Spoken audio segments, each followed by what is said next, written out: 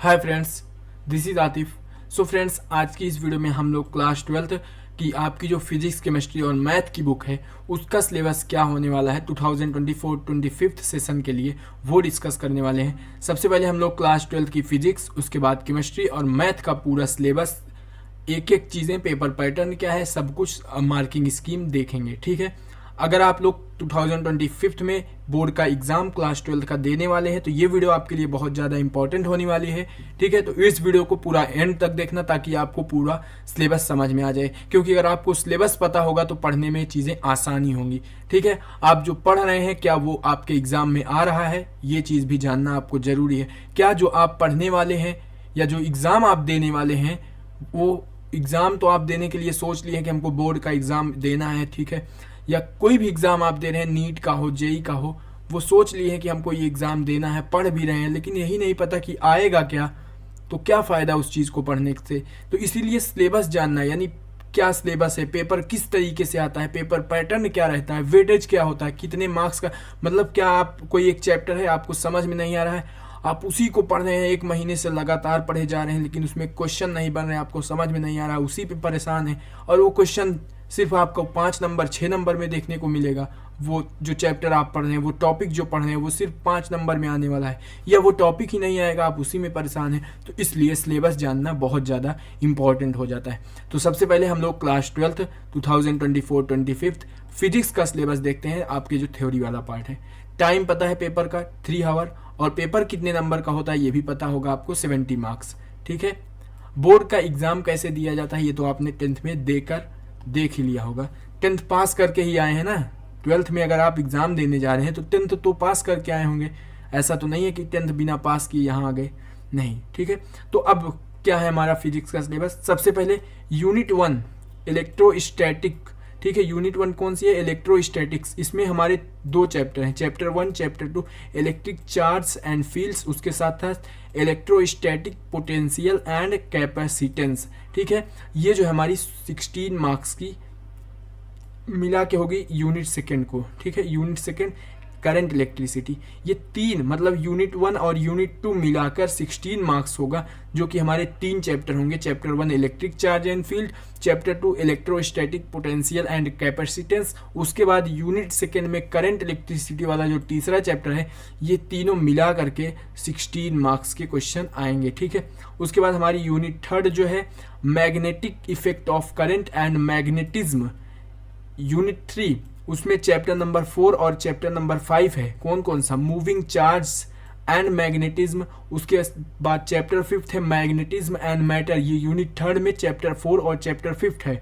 उसके बाद यूनिट 4 में electromagnetic induction and alternating current, ये यूनिट हमारी 4th है। इसमें चैप्टर नंबर 6 और चैप्टर नंबर 7 है इलेक्ट्रोमैग्नेटिक इंडक्शन और इलेक्ट्रिक करंट, अल्टरनेटिक करंट। ठीक है, सॉरी, इलेक्ट्रिक करंट नहीं है, अल्टरनेटिंग करंट है। ये दोनों मतलब यूनिट मिला के टोटल 17 मार्क्स के क्वेश्चन आएंगे, और ये 4 चैप्टर्स हैं। यहाँ पर आपको 3 चैप्टर में 16 मार्क्स के क्वेश्चन देखने को मिलेंगे, यहाँ पर 4 चैप्टर में आपको 17 मार्क्स के क्वेश्चन देखने को मिलेंगे। ठीक है, अब हमारी यूनिट 5 जो है इलेक्ट्रोमैग्नेटिक वेव्स। ठीक है, उसमें चैप्टर नंबर 8 है इलेक्ट्रोमैग्नेटिक वेव्स।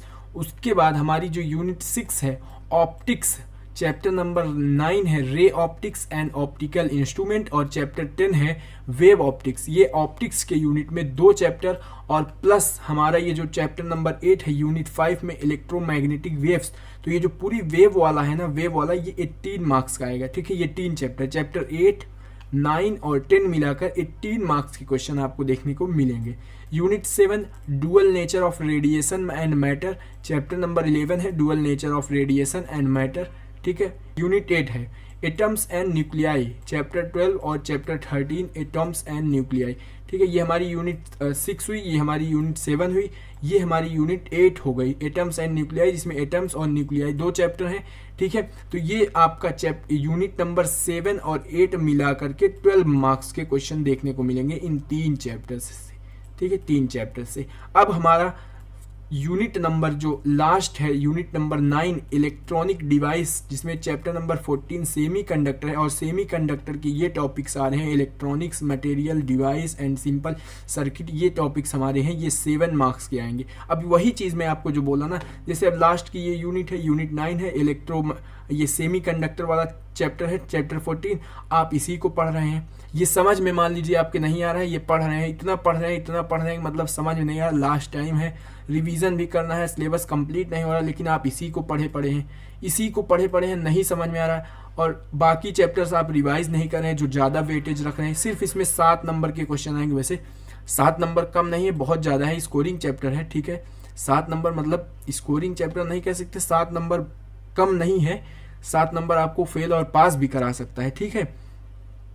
लेकिन अगर नहीं समझ में आ रही चीज़ें तो इस पर टाइम क्यों वेस्ट करें, जब ये कम वेटेज का हम कोई दूसरा चैप्टर पढ़ें, ठीक है। जैसे 12 मार्क्स की ये यूनिट है तो इन सबको पढ़ें, इसको बाद में हम देखेंगे। तो इसलिए आप यहाँ पर सब समझ लीजिए कितना नंबर का कौन सा यूनिट, कौन सा चैप्टर होने वाला है। तो यहाँ पर चैप्टर 1, चैप्टर 2, चैप्टर 3, 3 चैप्टर मिला करके, मतलब यूनिट 1 और यूनिट 2 मिला करके 16 मार्क्स के क्वेश्चन आएंगे। Chapter 1 electric charge and field, chapter 2 electrostatic potential and capacitance, chapter 3 electricity, ठीक है, करंट इलेक्ट्रिसिटी, ये 2 यूनिट हो गई। यूनिट 3 जो हमारी है magnetic effects of electric current, effect of current and magnetism, chapter number 4 उसमें है। चैप्टर 5 है, कौन कौन सा चैप्टर है, 4th moving charge and magnetism, chapter 5 है मैग्नेटिज्म एंड मैटर, ये। और उसके बाद unit number 4 electromagnetic induction and alternating current, इसमें चैप्टर नंबर 6 और चैप्टर नंबर 7 है इलेक्ट्रोमैग्नेटिक इंडक्शन और अल्टरनेटिंग करंट। ये दोनों यूनिट 3 और 4 मिला करके, यानी चैप्टर 4 से 7 तक 4 चैप्टर जो ये हमारे चैप्टर 4, चैप्टर 5, चैप्टर 6, चैप्टर 7, ये 4 चैप्टर जो हैं ये मिला करके 17 मार्क्स के आएंगे, ठीक है। अब आपकी यूनिट नंबर 5 है electromagnetic waves, chapter number 8 electromagnetic waves, और उसके बाद यूनिट नंबर 6 ऑप्टिक्स के 2 chapter, ray optics and optical instrument, और चैप्टर 10 वेव ऑप्टिक्स, ये 2 चैप्टर और चैप्टर 8, टोटल 3 चैप्टर, यानी यूनिट 5 और यूनिट 6 दोनों यूनिट मिला करके तीनों चैप्टर कह सकते हैं 18 मार्क्स के क्वेश्चन आएंगे। अब unit 7 dual nature of radiation and matter, इसमें चैप्टर नंबर आपका 11 है, dual nature of radiation and matter. उसके बाद यूनिट 8 एटम्स एंड न्यूक्लियाई, ये दोनों यूनिट मिला करके, यूनिट 7 और 8 मिला करके 12 मार्क्स का क्वेश्चन आएगा। यूनिट 9 इलेक्ट्रॉनिक डिवाइस, जिसमें चैप्टर 14 सेमी कंडक्टर है, ये आपको 7 मार्क्स का क्वेश्चन देखने को मिलेगा, ठीक है। तो ये पूरा क्लियर हो गया। उम्मीद करता हूँ आपको फिजिक्स का सिलेबस समझ में आ गया होगा। अब हम लोग देखते हैं अपना केमिस्ट्री का सिलेबस, ठीक है। तो दोस्तों केमिस्ट्री क्लास 12th 2024-25 का सिलेबस क्या होने वाला है, ये इजी है क्योंकि इसमें यूनिट वाइज नहीं चैप्टर वाइज डिवीजन किया गया है, और लगभग जितने चैप्टर्स हैं सबका वेटेज जो है वो सेम है होने वाला है, ठीक है। टाइम क्या है, 3 आवर, पेपर 70 मार्क्स का होगा, जो थ्योरी वाला पेपर आपका होगा, 30 मार्क्स का आपका प्रैक्टिकल होगा, थ्योरी वाला पेपर 70 मार्क्स, ठीक है। अब हमारे चैप्टर्स क्या है, टाइटल, वो नंबर ऑफ पीरियड्स, मतलब ये तो नंबर ऑफ पीरियड्स का मतलब हो गया कि स्कूल में इतने पीरियड्स में ये चैप्टर कंप्लीट हो रहा होगा, ठीक है। वो तो स्कूल के ऊपर डिपेंड करता है कितने दिन में करा रहे हैं। और उसके बाद मार्क्स, तो हमारे लिए इंपॉर्टेंट क्या है, चैप्टर कौन सा आ रहा है और उसके साथ साथ उसकी मार्किंग स्कीम क्या है, मतलब कितने मार्क्स का वो आ रहा है, ठीक है। तो जैसे चैप्टर नंबर 1 है हमारा सॉल्यूशन, ये आ रहा है 7 मार्क्स का। चैप्टर 2 इलेक्ट्रोकेमिस्ट्री, ये 9 मार्क्स का होगा आपका। चैप्टर 3 केमिकल काइनेटिक्स, ये हमारा 7 मार्क्स का होगा, ठीक है। तो ये हमारा जो फिजिकल केमिस्ट्री का पार्ट है, ठीक है, ये किसका है, यहाँ पर मैं पी लिख देता हूँ तो आप समझ जाइएगा, फिजिकल, और सी से केमिस्ट्री, ये हमारा फिजिकल केमिस्ट्री का जो पार्ट है, इसमें 3 चैप्टर हैं, सॉल्यूशन, इलेक्ट्रोकेमिस्ट्री, केमिकल काइनेटिक्स, ये तीनों 7 नंबर और 9 नंबर और 7 नंबर, मतलब तीनों का वेटेज ये है, ठीक है। ये इसमें सिर्फ फिजिकल केमिस्ट्री के 3 chapter.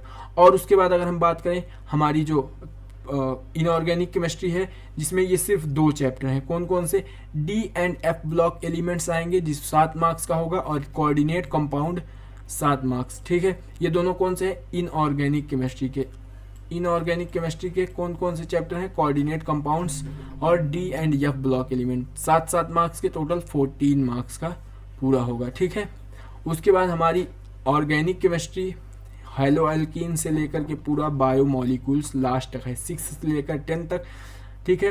Hello alkenes and hello arene, alcohols, phenols, ethers, aldehyde, ketones, carboxylic acid, amines, biomolecules, ये सारे चैप्टर किसके हैं?